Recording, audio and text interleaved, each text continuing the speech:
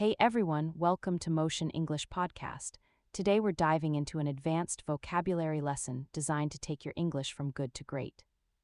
We're going to explore powerful, precise words along with real-life examples and natural expressions, all aimed at helping you speak with more confidence and sound truly fluent at a C1 level. Whether you're using English at your job, in your university classes, or just catching up with friends, having a strong, advanced vocabulary lets you express your thoughts more clearly, more convincingly, and more naturally. By the time this lesson wraps up, you'll know how to bring these advanced words into real conversations, and you'll get plenty of chances to practice with me so you can start using them right away. Before we jump in, don't forget to subscribe to Motion English Podcast and turn on notifications so you never miss a new lesson. Grab something to write with and let's get started. All right, let's build your advanced vocabulary one step at a time. To really reach this level, you need more than just impressive-sounding words. You need words you can actually use in everyday chats in school and at work. My goal today isn't just to teach you new words, but to help you practice them with me so they stick in your memory and start showing up naturally when you speak. Let's start with a simple idea. At an advanced level, you move beyond basic phrases. Instead of "I'm happy," try "I'm delighted." Instead of "it's very big," try "it's enormous." These words add richness and clarity to your English. But advanced vocabulary isn't just about swapping in fancier words, it's about picking the word that fits the moment perfectly. Here's an example. Imagine you've had a long, tiring day and a friend asks how you're doing. Instead of the plain "I'm tired," you could say "I'm exhausted" or "I'm drained," words that paint a much stronger picture of how you feel. Let's practice together. Repeat after me nice and slow. "I'm exhausted, I'm drained, I'm worn out." Great job. Notice how much more expressive these sound compared to just tired. Now let's connect them to real situations. Picture yourself walking home with heavy grocery bags. You'd say, "I feel exhausted." Try it with me, "I feel exhausted." Now imagine you stayed up late binge-watching a show or studying, and the next morning you say, "I'm completely drained." Repeat, "I'm completely drained." This isn't just about memorizing words, it's about building the habit of using them in your daily life. Let's move to another useful category, emotions. In everyday speech, people usually just say, "I'm sad" or "I'm angry," but advanced speakers reach for more specific words. You could say, "I'm devastated" for deep sadness, "I'm frustrated" to show annoyance and disappointment together, or "I'm furious" for intense anger. Let's practice "I'm devastated," "I'm frustrated." "I'm furious." Now let's put these into context. Imagine you studied hard for an important test but didn't pass. You'd say, "I'm devastated." Try it, "I'm devastated." Now imagine your laptop crashes right before a big presentation. You'd say, "I'm frustrated." Say it, "I'm frustrated," and imagine someone cuts in line in front of you at the bank. You'd say, "I'm furious." Repeat, "I'm furious." Using words like these makes you sound sharper and more natural, exactly what advanced English speakers do. Let's try another activity. I'll give you a basic word and you try to think of a stronger alternative. Ready? The word is happy. What could you use instead? That's right, joyful, thrilled, or ecstatic. Let's use them in sentences. Repeat after me, "I'm thrilled to see you." She was ecstatic about her new job. They were joyful after hearing the good news. Now let's flip it. I'll say the advanced word and you think of the simpler meaning in your head. If I say enormous, you think very big. If I say furious, you think very angry. If I say delighted, you think very happy. This kind of back and forth practice helps these words stick and makes them easier to recall when you're speaking. At this level, it also helps to notice subtle differences between similar words. Take interesting, a common word, versus fascinating, which describes something that really grabs your attention. Or intriguing, which describes something that makes you curious but also a bit puzzled. Let's practice "That movie was fascinating." "This book is intriguing." Can you feel the difference in meaning? Imagine you're reading a mystery and the plot keeps catching you off guard. You'd say, "The story is intriguing." Repeat, "The story is intriguing." Or picture yourself in an art gallery standing in front of a painting you just can't stop looking at. You'd say, "The painting is fascinating." Repeat, "The painting is fascinating." These word choices show that you've moved past the basics and can add real depth to how you express yourself. Advanced vocabulary also helps you describe things more precisely. Take the word important. It's used constantly, but there are more exact alternatives. Crucial means something is absolutely necessary. Significant means something has real impact. Vital means something is essential for survival or success. Let's practice. This meeting is crucial. Her research is significant. Water is vital for life. Now let's use these in real situations. Imagine your boss asks why a deadline matters so much. You'd say, "It is crucial that we finish this project on time." Repeat that with me. Or imagine you're talking about a historical event. You might say this was a significant moment in the country's development. Try it. And if you're explaining nutrition to kids, you could say, "Healthy food is vital for your growth." Repeat it now. See how much clearer and more precise these words make your English. Now let's look at vocabulary around change. At a basic level, we just say change, but advanced speakers use more specific words: transform for a complete change, evolve for something that changes gradually, and adapt for adjusting to a new situation.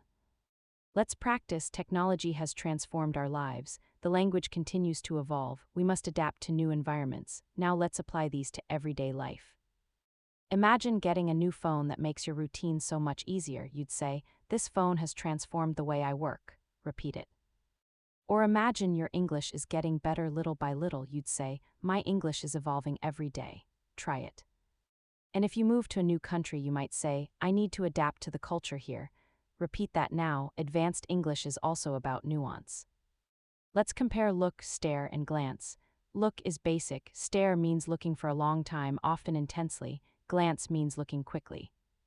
Let's practice. He stared at the painting for hours. She glanced at her phone and smiled. They looked out of the window together. Now picture a child in the park watching the ducks with total focus. You'd say, "The child stared at the ducks in the pond." Try it. Or imagine quickly checking the clock before you leave the house. You'd say, "I glanced at the clock." Repeat it. Finally, imagine sitting in a cafe, calmly watching the street while sipping your coffee. You'd say, "I looked out at the street." Say it with me. Practicing these small differences makes your English feel much more vivid and natural. Let's finish with some advanced connectors. At a basic level, we use because to explain reasons. But advanced English offers alternatives like due to, owing to, and as a result of. Let's practice. The flight was delayed due to bad weather. Owing to her hard work, she passed the exam. As a result of the accident, the road was closed. Let's look at a couple more real-life situations. Imagine you got to work late because the roads were packed. Instead of "I was late because of traffic," you could say, "I was late due to heavy traffic." Try it. I was late due to heavy traffic. Or imagine explaining why a team won a game. You'd say, "Owing to their preparation, the team won easily." Repeat. Owing to their preparation, the team won easily. These kinds of connectors give your English a more polished, professional tone, something that really stands out at an advanced level. Next, let's talk about describing people's behavior. Instead of nice, you could say considerate. Instead of mean, try spiteful. And instead of lazy, you might say idle or sluggish. Let's practice. She is very considerate of others. He was spiteful after losing the game. I felt sluggish after eating too much food. Now let's apply these. Imagine a friend who always puts others first. You'd say, "She is very considerate of others." Repeat it. Or picture someone saying something hurtful on purpose. You'd say, "He was spiteful when he made that comment." Try it. And after a huge holiday meal, you might say, "I felt sluggish after eating so much food." Say it with me. These words don't just describe what someone did, they add emotion and detail, giving your English a more advanced feel. Now let's talk about describing time more precisely. Instead of soon, later, or a long time, you can use imminent for something about to happen very soon, forthcoming for something expected in the near future, and prolonged for something that lasts longer than expected. Let's practice. The storm is imminent. We had a forthcoming meeting. The illness caused a prolonged absence. Now imagine you're expecting an important call. Instead of "the call is coming soon," say, "The call is imminent." Try it. Or imagine your teacher mentions an upcoming exam. You'd say, "The exam is forthcoming." Repeat it. And thinking back on a long winter, you might say, "It was a prolonged winter." Say it with me. These words add subtlety and make your English sound more refined. Let's move on to talking about success and failure in a more advanced way. Instead of just success, you could say achievement or accomplishment.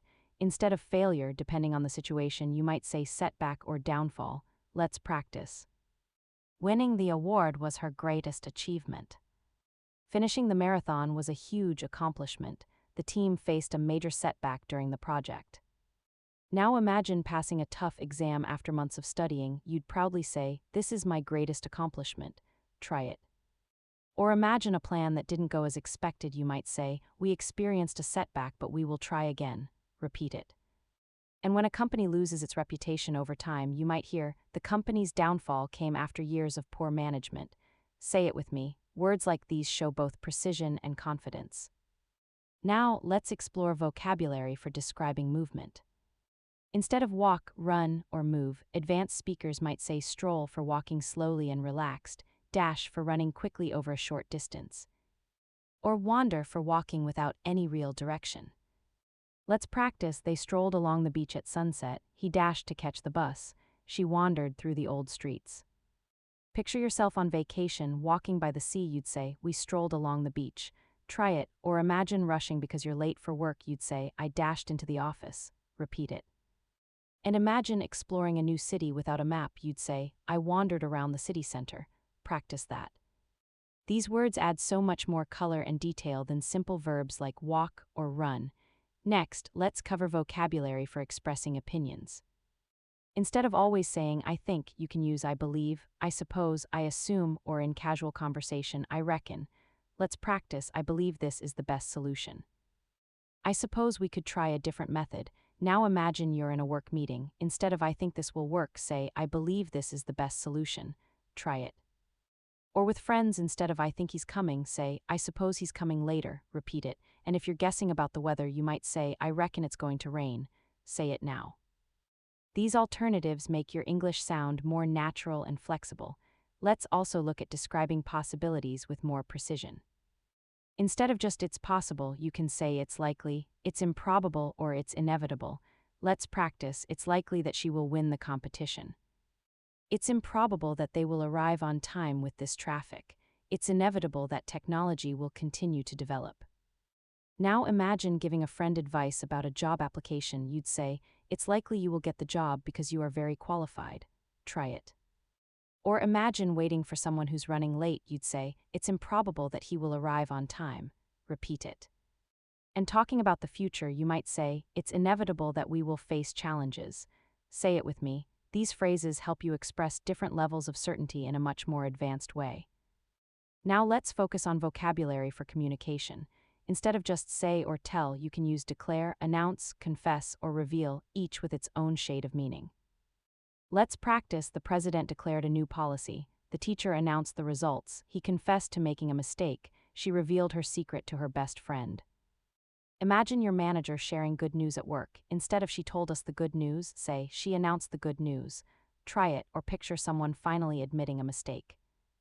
Instead of "He said he was wrong," say "He confessed his mistake." Repeat it. These small shifts add richness and accuracy to your speech. Now let's talk about describing sounds.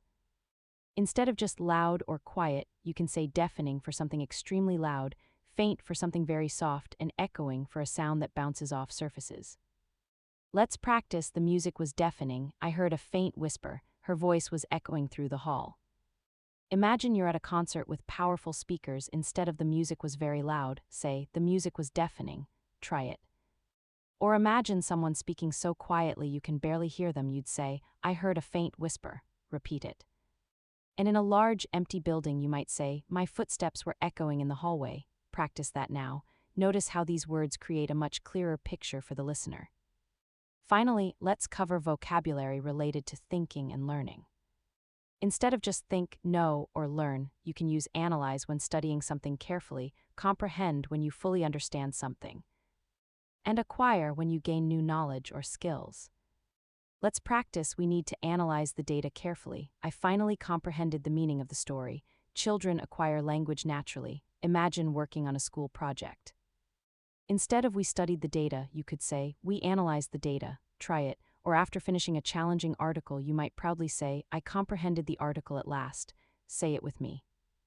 And when talking about how someone learned something, you could say, "He acquired new skills after months of training." Repeat it. Using these verbs makes you sound both advanced and precise. Now let's cover vocabulary for talking about the weather, something we all chat about constantly. Instead of "it's hot" or "it's cold," you can say scorching for very hot, freezing for very cold, and breezy for a light wind. Let's practice. It's scorching outside today. The water is freezing in winter. It's breezy on the beach this morning. Picture stepping outside on a summer day when the sun feels intense. Instead of it's very hot, say it's scorching outside. Try it, or imagine touching ice-cold water instead of it's very cold, say it's freezing. Repeat it. And walking along the coast with a gentle wind blowing, you'd say, it's breezy at the beach today. Practice that. These words make everyday, whether small talk, sound much more natural. Next, let's look at vocabulary for describing decisions. Instead of choice or decide, you can use determine, resolve, or settle on. Let's practice. They determined to continue their journey. She resolved to study harder this year. We finally settled on a plan. Now imagine a family deciding where to eat dinner. Instead of we chose the restaurant, say, we settled on a restaurant after much discussion. Try it, or imagine someone promising themselves to change. You'd say she resolved to be more patient. Repeat it. These alternatives add real sophistication to everyday expressions. Let's move on to vocabulary for surprise and excitement. Instead of surprised or shocked, you can use astonished, amazed, or startled. Let's practice. I was astonished by her progress. They were amazed by the view. He was startled by the sudden noise. Imagine visiting a friend whose English has improved dramatically. Instead of I was surprised by her progress, say, I was astonished by her progress. Try it. Or imagine traveling to the mountains and seeing a stunning view. You'd say, we were amazed by the scenery. Practice it. And picture hearing a loud noise late at night. You might say, I was startled by the sudden noise. Repeat it. These words help you express emotions with more energy and precision. Now let's talk about food, a topic everyone loves discussing. Instead of tasty or delicious, you can say scrumptious, mouthwatering, or appetizing. Let's practice. The cake was scrumptious. The aroma of the pizza was mouthwatering. The salad looked appetizing. Imagine enjoying chocolate cake at a birthday party. Instead of it was very tasty, say the cake was scrumptious. Try it. Or imagine passing a bakery and catching the smell of fresh bread. You'd say, the bread smelled mouthwatering. Practice it. And seeing a beautifully arranged plate of food, you might say, the dish looked appetizing. Repeat it. These words bring your everyday food conversations to life. Let's now cover vocabulary for describing speed. Instead of fast or slow, you can say rapid for very fast, swift for quick and smooth, and sluggish for slow or low energy. Let's practice. The progress was rapid, the response was swift. I felt sluggish after the long flight. Imagine finishing a project much quicker than expected. You'd say, the progress was rapid. Try it. Or imagine getting an instant reply to your message. You'd say, the response was swift. Practice it. And after a long, tiring flight, you might say, I felt sluggish all day. Say it with me. These words give you more precision in everyday communication. Next, let's explore vocabulary for intelligence and creativity. Instead of smart or clever, you can say brilliant, ingenious, or resourceful. Let's practice. She is a brilliant scientist. His solution to the problem was ingenious. They were resourceful during the crisis. Picture a student who's consistently at the top of the class. You'd say, she is brilliant in her studies. Try it. Or imagine someone fixing a broken machine using a really creative approach. You'd say, his idea was ingenious. Practice it. And if a group finds clever ways to survive a tough situation, you might say, they were resourceful. Repeat it.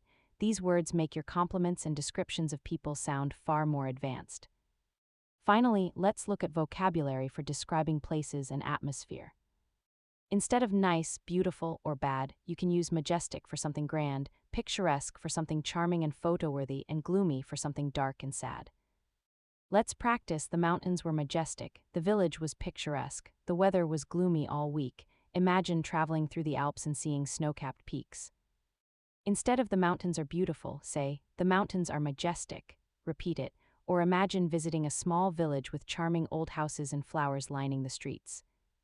You'd say the village was picturesque. Try it, and imagine a week of non-stop rain and gray skies. You might say the weather was gloomy. Repeat it. This kind of vocabulary lets you describe the world around you with real precision and style.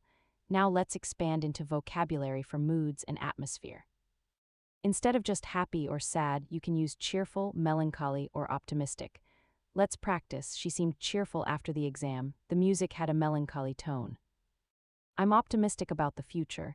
Imagine your friend just got great news and can't stop smiling. Instead of she is happy, say she is cheerful today. Try it. Or imagine listening to a slow, sad song. Instead of the song is sad, say, the music has a melancholy tone. Practice it. And if someone asks about your plans, you might say, I'm optimistic about my future career. Repeat it. These words let you express emotional shades with much more precision. Next, let's cover vocabulary for work and effort. Instead of hard work, you can say diligence, perseverance, or commitment. Let's practice. Her diligence earned her a promotion. Perseverance is the key to success. He showed commitment to his goals. Imagine a student who studies carefully every single day. You'd say, her diligence impressed the teacher. Try it. Or picture an athlete who keeps training through tough times. You'd say, his perseverance brought him victory. Practice it.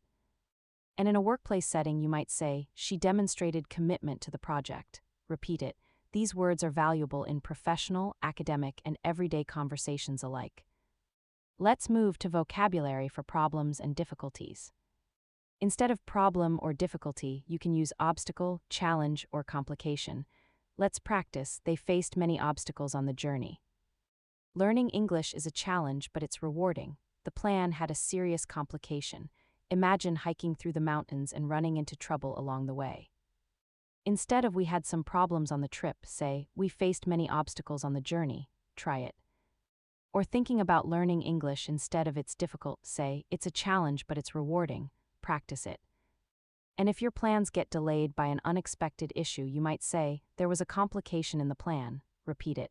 These words give your speech a more advanced, professional edge. Now let's talk about growth and progress. Instead of grow or improve, you can say flourish, advance, or progress. Let's practice. The company continues to flourish. He advanced quickly in his career. Her English is progressing very well. Imagine a garden full of blooming flowers in spring. Instead of the plants grew, say, the plants flourished in the sunshine. Try it. Or picture someone getting promoted repeatedly at work. You'd say, he advanced quickly in his career. Practice it. And when you notice your own English improving, you can say, my English is progressing every day. Repeat it. These words make your speech sound both natural and advanced. Let's also cover vocabulary for arguments and disagreements.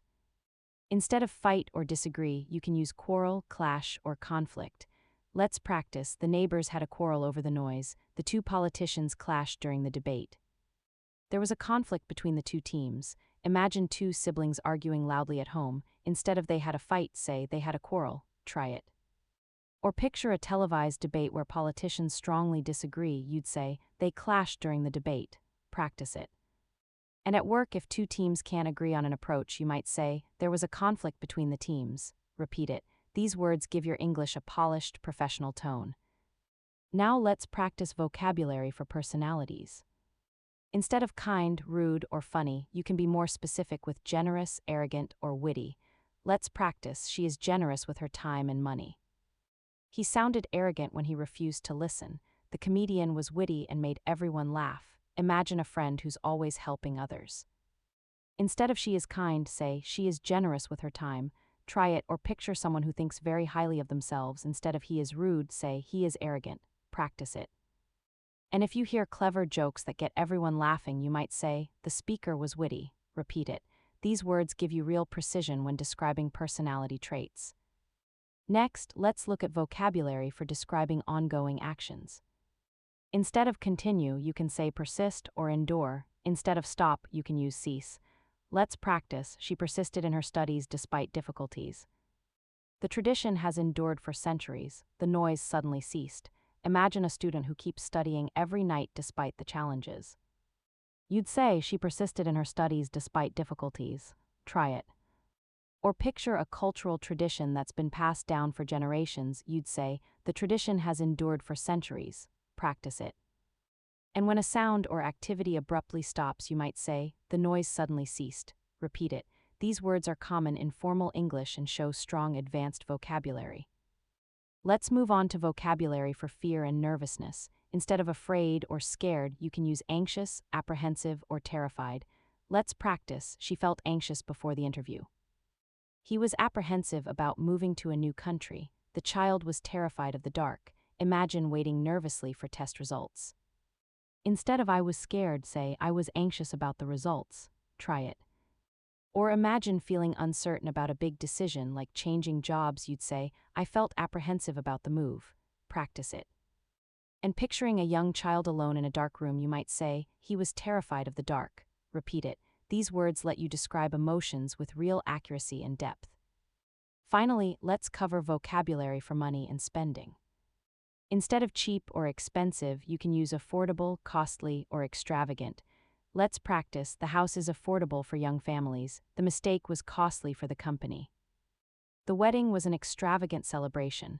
Imagine buying a phone that's reasonably priced and easy to afford. Instead of it's cheap, say it's affordable. Try it. Or imagine a small error that led to big losses. Instead of the mistake was expensive, say the mistake was costly. Try it. The mistake was costly. And if someone spends way too much on luxury, you might say the party was extravagant. Say it with me. This kind of vocabulary comes in handy in both business and everyday life. Now let's practice vocabulary for travel and movement. Instead of trip or holiday, you can use journey, voyage, or expedition. Let's practice. The journey was long but enjoyable. The explorers went on a dangerous voyage across the ocean. The scientists prepared for an expedition to Antarctica. Imagine a train ride through gorgeous countryside. Instead of the trip was long, say, the journey was long but enjoyable. Try it. Or imagine sailors crossing the Atlantic, you'd say, the voyage was dangerous but successful. Practice it. And when a team of scientists travels to study nature, you could say, the expedition to Antarctica was successful. Repeat it. These words add richness and sophistication to your descriptions. Let's now cover more advanced ways to talk about success and failure. Instead of win or lose, you can say triumph, victory, or defeat. Let's practice. The team celebrated their triumph. The company enjoyed a great victory in the market. The army suffered a defeat in battle. Imagine your football team winning the championship. Instead of we won, proudly say, it was a triumph for the team. Try it. Or picture a company outperforming its rivals, you'd say, the company achieved a great victory in sales. Practice it. And when a team loses, you could say, they suffered a defeat. Repeat it. These words sound stronger and more formal, great for speeches or academic writing. Next, let's talk about effort and determination. Instead of try hard, you can use strive, endeavor, or pursue. Let's practice. We must strive for excellence. She endeavored to finish the project on time. He pursued his dream of becoming a doctor. Imagine working on your English a little every day. Instead of I try hard to improve, say I strive to improve my English. Try it. Or picture someone making a real effort to hit a deadline, you'd say, she endeavored to meet the deadline. Practice it. And if you're chasing a passion, you could say, he pursued his dream of becoming a doctor. Repeat it. These words give your English a formal, advanced feel. Let's also cover vocabulary for relationships. Instead of friend or enemy, you can use companion, ally, or opponent. Let's practice. He was my loyal companion. They became strong allies during the war. Her opponent was difficult to beat. Imagine someone who supported you through life. You'd say, he has been my companion for many years. Try it. Or picture two countries working together. You'd say, they became allies. Practice it. And in a sports match, you could say, her opponent was very skilled. Repeat it. These words let you describe human connections with more depth and variety. Now let's cover joy and sadness. Instead of very happy or very sad, you can use elated, ecstatic, or sorrowful. Let's practice. I felt elated after receiving the news. She was ecstatic when she got the job. He looked sorrowful at the funeral. Imagine passing a tough exam. Instead of I was very happy, say I was elated after passing. Try it. Or picture winning the lottery. You'd say she was ecstatic when she saw the numbers. Practice it. And describing someone dealing with a loss, you could say he looked sorrowful at the funeral. Repeat it. These words add real emotional depth to your English. Let's move to vocabulary for life changes. Instead of big change, you can use transition, shift, or transformation. Let's practice. Moving abroad was a big transition for her. There has been a shift in public opinion. The city underwent a transformation in recent years. Imagine moving to a new country. Instead of it was a big change, say it was a transition. Try it. Or when people's views change over time, you could say there has been a shift in opinion. Practice it. And describing a place that's modernized over the years, you might say the city underwent a transformation. Repeat it. These words are common in both academic and professional English. Now let's look at more advanced ways to talk about disagreements. Instead of argument or fight, you can use dispute, controversy, or debate. Let's practice. The workers had a dispute with the management. The law caused a lot of controversy in the country. They engaged in a long debate about climate change. Imagine a workplace where staff and managers don't see eye to eye. Instead of they had an argument, say they had a dispute. Try it. Or picture society reacting strongly to a new rule. Instead of it caused problems, say it caused controversy. Practice it.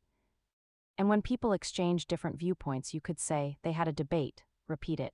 These words show up often in news, business, and academic settings. Let's move to vocabulary for progress and development. Instead of get better or grow, you can use enhance, expand, or elevate. Let's practice. The course helped enhance my English skills. The company expanded its operations to Asia. The teacher's advice elevated my confidence. Imagine steadily improving your English. Instead of my English got better, say, the lessons enhance my English skills. Try it, or picture a business opening branches in new locations. Instead of the company grew, say, the company expanded its operations. Practice it. And if someone's words boost your confidence, you could say, her encouragement elevated my confidence. Repeat it. These words add real elegance and precision to your speech. Now let's cover subtler ways to describe anger. Instead of just angry, you can use irritated, resentful, or infuriated. Let's practice. I was irritated by the constant noise. He felt resentful after being ignored. She was infuriated by the unfair treatment.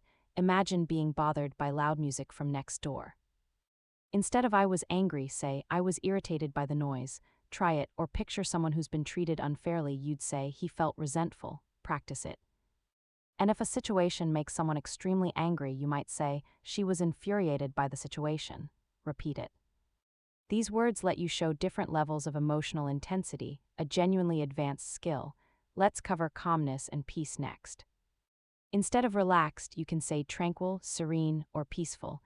Let's practice. The garden was tranquil in the morning light. Her face looked serene after meditation. The countryside is very peaceful at night. Imagine walking by a quiet lake early in the morning. Instead of it was very calm, say the lake was tranquil. Try it. Or picture someone with a gentle, stress-free smile. You'd say, she looks serene after yoga. Practice it. And describing quiet village life, you might say, it's peaceful in the countryside at night. Repeat it. These words help you build atmosphere as well as vocabulary. Let's also cover results and outcomes. Instead of result or effect, you can use consequence, impact, or aftermath. Let's practice. Every action has a consequence. The speech had a strong impact on the audience. The aftermath of the storm was terrible. Imagine warning a child about a dangerous choice. Instead of it will have a result, say, it will have a consequence. Try it, or picture a motivational speaker moving the crowd. Instead of the talk had a result, say, the talk had a strong impact. Practice it, and describing what follows a disaster, you could say, the aftermath of the storm was shocking. Repeat it. These words make your speech more academic and descriptive, perfect for advanced communication. Finally, let's strengthen your vocabulary for responsibility and duty.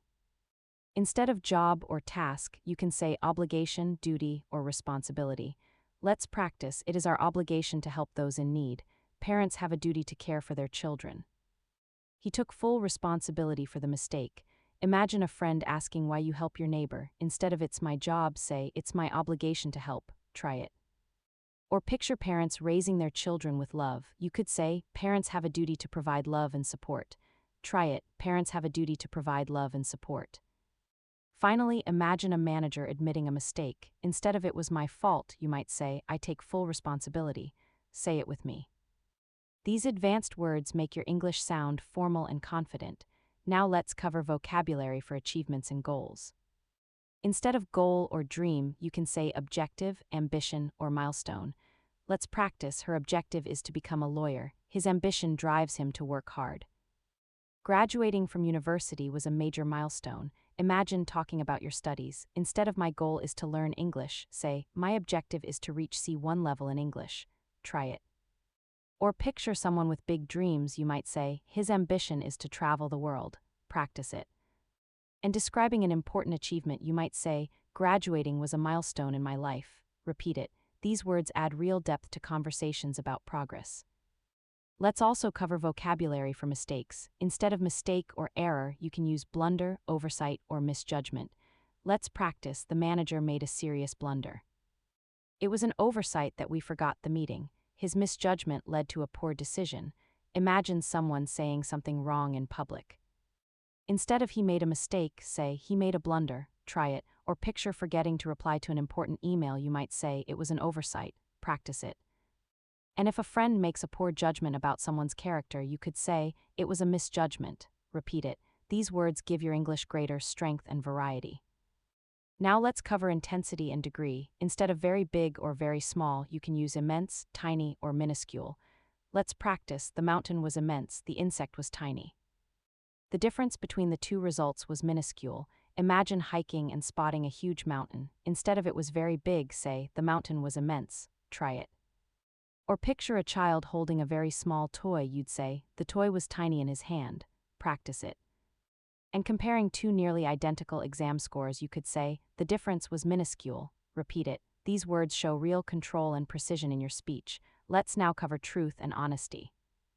Instead of true or honest, you can use genuine, authentic, or sincere.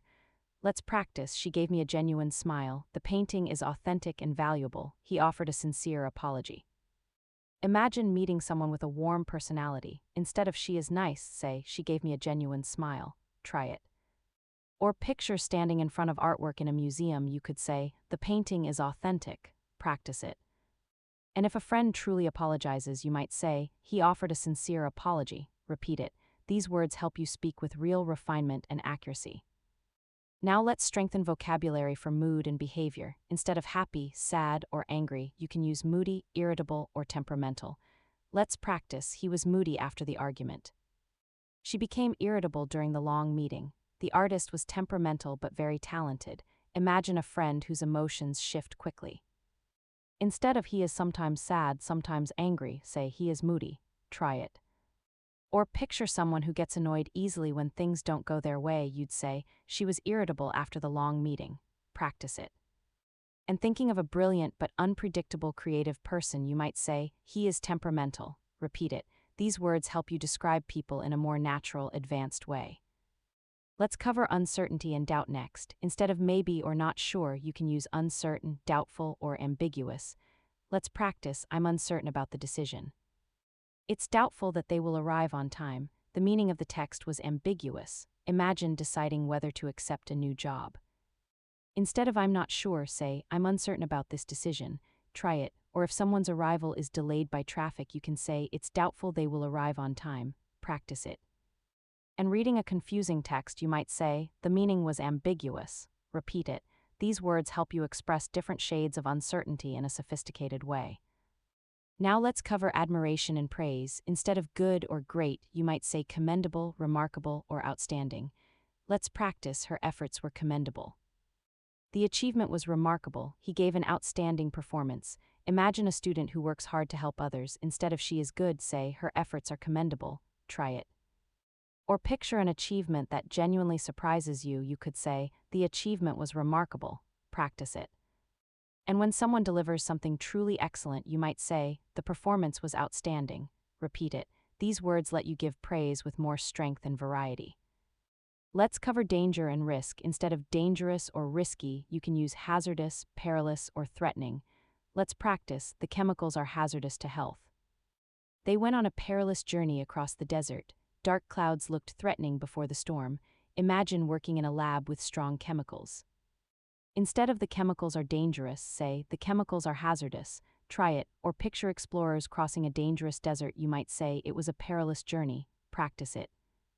And describing a dark sky before a storm, you could say, the clouds looked threatening. Repeat it. These words are especially useful in academic writing, news, and storytelling. Finally, let's practice vocabulary for hope and expectation. Instead of hope or expect, you can use anticipate, aspire, or yearn.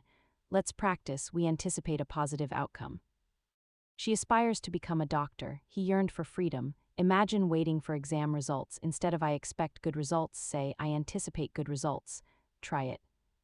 Or picture a student dreaming of a future career. You'd say she aspires to become a doctor. Try it. And if someone deeply wants something, you could say he yearned for freedom. Repeat it. These words carry real emotion and elegance, giving your English a powerful, advanced feel.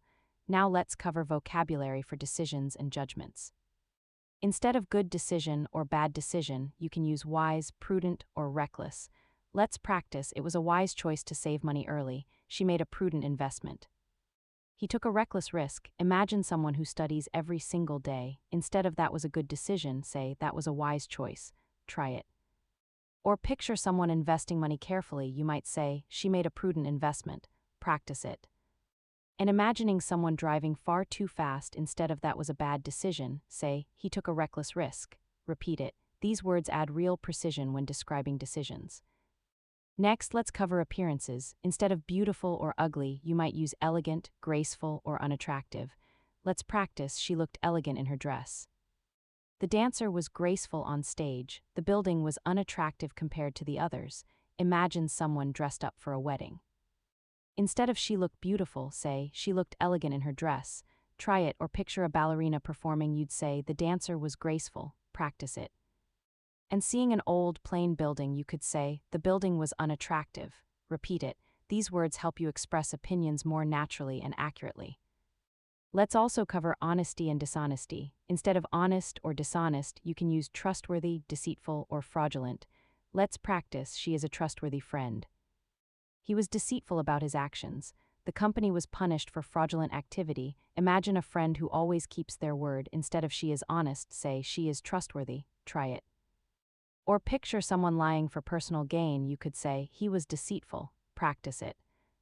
And if a company cheats its customers, you might say, the company committed fraudulent activity. Repeat it. These words matter especially in professional and academic settings. Now let's cover intelligence and foolishness. Instead of smart or stupid, you could say intelligent, brilliant, foolish, or absurd. Let's practice. She is an intelligent student. The idea was brilliant and creative. It was foolish to ignore the warning. The excuse was absurd. Imagine a student answering questions quickly and confidently. Instead of she is smart, say, she is intelligent. Try it, or picture someone offering a really creative solution. You might say, his idea was brilliant. Practice it. And if someone ignores an obvious warning, you could say, it was foolish to ignore the warning. Repeat it. Finally, if an excuse makes absolutely no sense, you might say, that excuse was absurd. Practice it. These words let you express both admiration and criticism more effectively.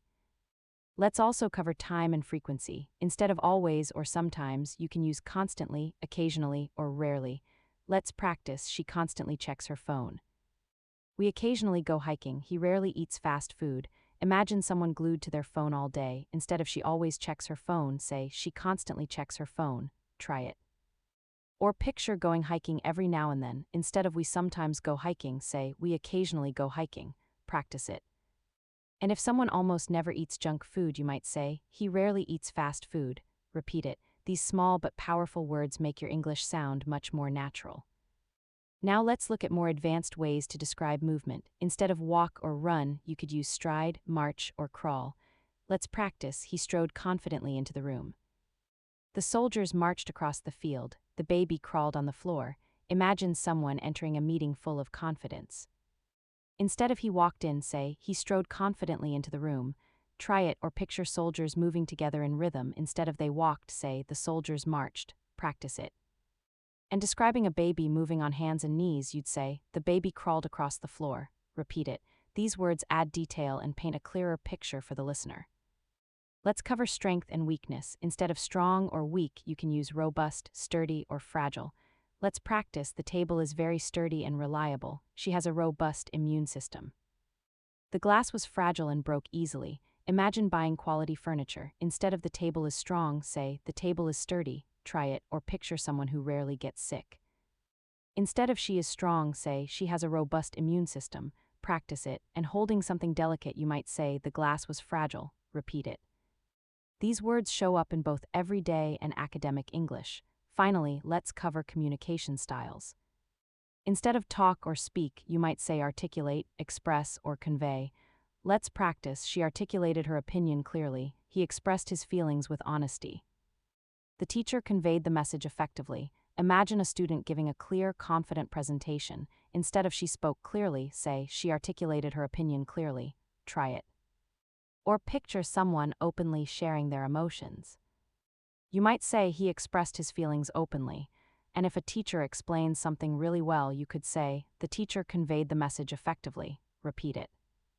These words are extremely useful in professional and academic settings. Now let's cover improvement and decline. Instead of get better or get worse, you can use recover, deteriorate, or decline. Let's practice. She recovered quickly after the illness. The building deteriorated over time.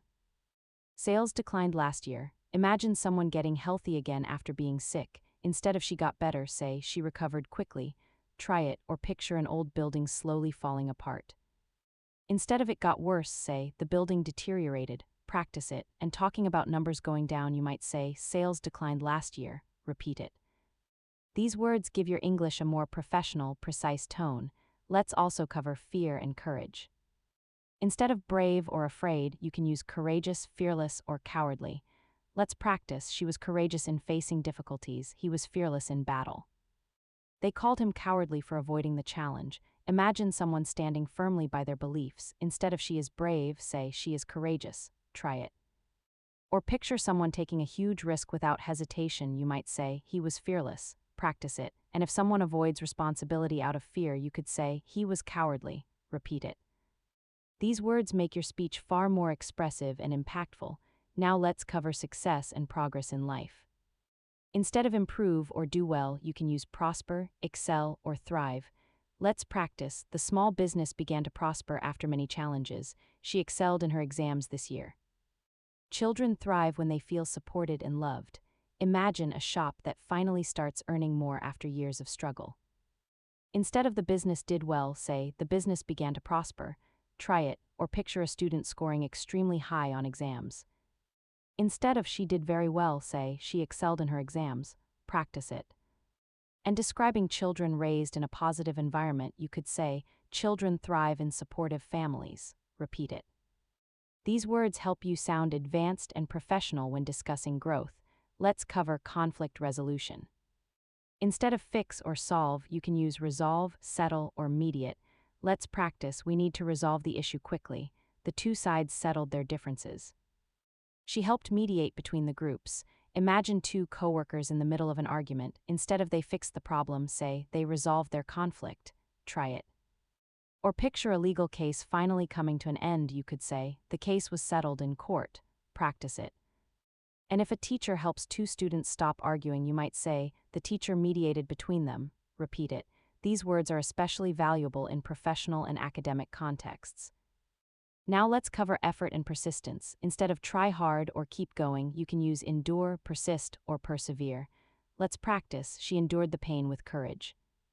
He persisted despite the obstacles. They persevered until they reached success. Imagine running a long marathon. Instead of she kept going, say she endured the pain with courage. Try it. Or picture a student who keeps studying even after failing once. You could say he persisted despite the obstacles. Practice it. And if someone works for years toward their dreams, you might say they persevered until they succeeded. Repeat it. These words carry real emotional weight and reflect advanced fluency. Finally, let's cover opportunity and possibility. Instead of chance or opportunity, you can use prospect, occasion, or potential. Let's practice. The job offered exciting prospects for the future. It was a rare occasion to meet the author. She has the potential to become a great leader. Imagine applying for a new job. Instead of it's a good opportunity, say it's an exciting prospect. Try it. Or picture meeting a famous author once in a lifetime. You could say it was a rare occasion to meet her.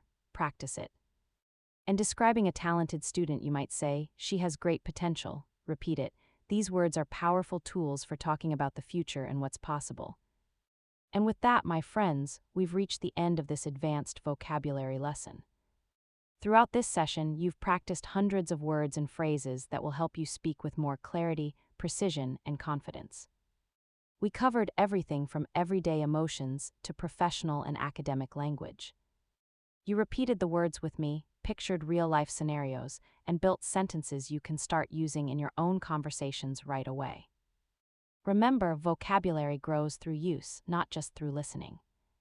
So pick a few words from today's lesson and try them out in conversation, in your writing, or even when you're just thinking in English. Bit by bit, these words will stop feeling new and start becoming a natural part of how you think and speak.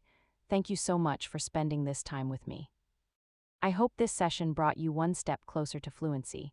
If you enjoyed this lesson, please subscribe to Motion English Podcast and turn on notifications so you don't miss future episodes. Drop a comment below with your favorite new word from today and share this with a friend who's also working on their English. Keep practicing, keep believing in yourself, and keep moving toward fluency every day. Until next time, take care and goodbye.